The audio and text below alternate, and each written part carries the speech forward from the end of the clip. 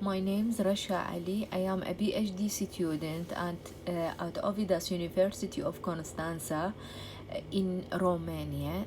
My article title is Engaging in a Critical Language and Cultural Studies Approach for an Examination of Racism and Migration in the British Public Space. This article focuses on the relevance of CDA and of the cultural studies approach for an examination of racism and migration in British public space. The current article aims at preparing the ground for denaturalization of language about migration as it appears in a number of British tabloids. The focus is on the aspect of racism in Western countries, where the majority of white people, and on issues related to the pattern of access to the public and issues of inequality, racism, and discrimination in the public space. Racism, reproduction, and promotion by certain segments of the media is not simple or straightforward process. It is important to see how media serve in the reproduction of racism.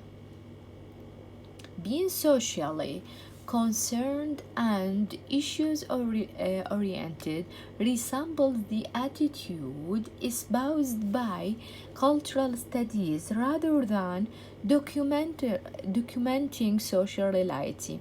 Its attempt to identify problems and then critically addresses them in order to correct injustice, prejudice, and bias.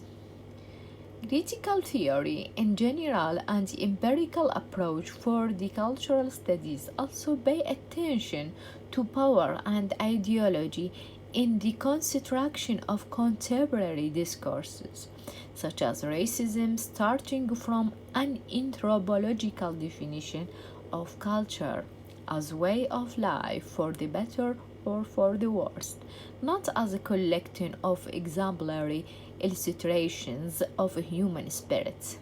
Critical approach as used by CDA great knowledge that make one understand both how society is and how it should be. Thus, it paves the ground for changing society for better in efforts to eradicate oppression and emancipate the human being.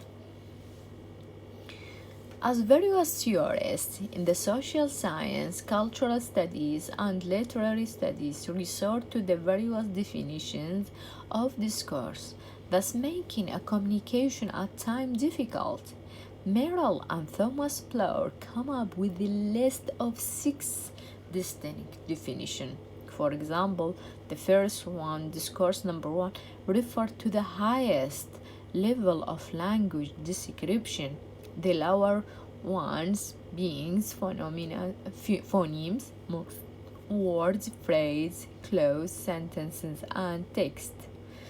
But must come up with a brief definition that combines distinguishing feature. He said that discussions comprise concepts in addition to a certain technique of speaking and writing that influence this idea. Van Dyck drew attention to the sociocultural definition of discourse, in addition to the necessary linguistic and cognitive dimension necessary in context analysis. He stresses on the fact that discourse is to be examined for a distinct level of syntactic, semantic, stylistic, and rhetorical. In order to see how CDA, alongside other related approach, works, the body of the current article will provide the survey of its beginnings and its different approach and theoretical background. Although what has come to be called by many authors and informed readers as CDA, it is a story, has many narrative theories, threads, and many characters. The 1970s were important to come up with a style of discourse and text analysis that acknowledged the significance of language in the power structure. During this period, many linguists concentrated on what is known as official component of language, which constitute the speaker linguistic competence and can be isolated from specific example of language use. Routh claims that in 1990 CDA became increasingly widely employed as separate approach to linguistic study in broader cultural framework. The author showed how CDA emerged as the distinct theory of language, linguistic of completely different nature. Some CDA's ideas can be found in Frankfurt School, critical theory before the Second World War, with the way in which ideology controls the way in which subjects are controlled in more subtle way than by creation. CDA focus on a language and discourse started with the critical language arising at the end of 1970. CDA, in the opinion of such theorists as Van Dyck, may be seen as a response to the dominate formal. CDA is not a specialization in discourse studies alongside the many other approaches. The concept of ideological discursive formation introduced by Fairclough. He refers to the kind of speech community with its own role of discourse and ideological norms.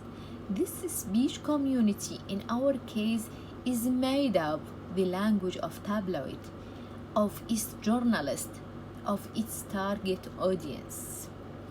Following the norms of one specific ideological discursive formation, such as migrants, are created and formed. The defining feature of ideological discursive formation is that they make ideological look natural. Racism is one of these naturalized ideologies. Thus, readers in this speech community and those involved in a specific ideological discursive formation may believe that the way they see people from other countries unbiased of perceiving them, and that is the way of perceiving them is not influenced by certain ideology to which they are subject to. Fairclough concept of naturalization and denaturalization of such discourse in tabloid must be taken very seriously. It is important to point out what racist journalists and readers consider natural is not right, and that a process of denaturalization is necessary. People with the familiar with the CDA are in the better position to denaturalization xenophobic or racist discourse. This is what Fairclough points out, and this is a key feature of CDA.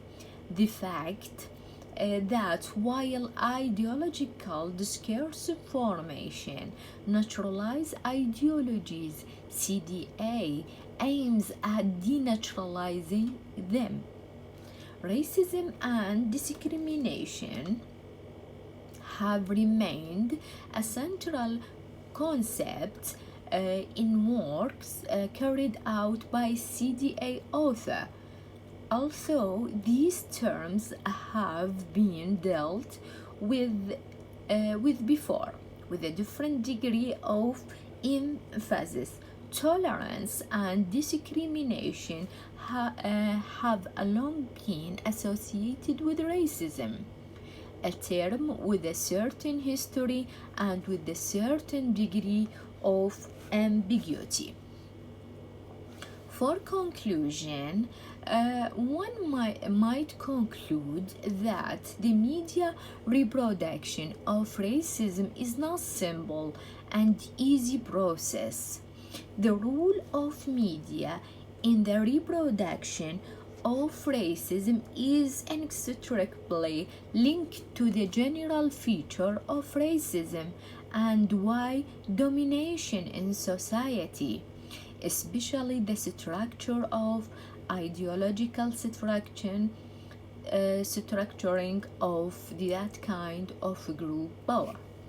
Critical discourse analysis play an important role in explaining the complicated interplay of power and ideology in the construction and dissemination of ideologies in public space. In order to clarify the cultural landscape and thereby contribute to the enhancement of the social system or community life in which they will operate. Thank you.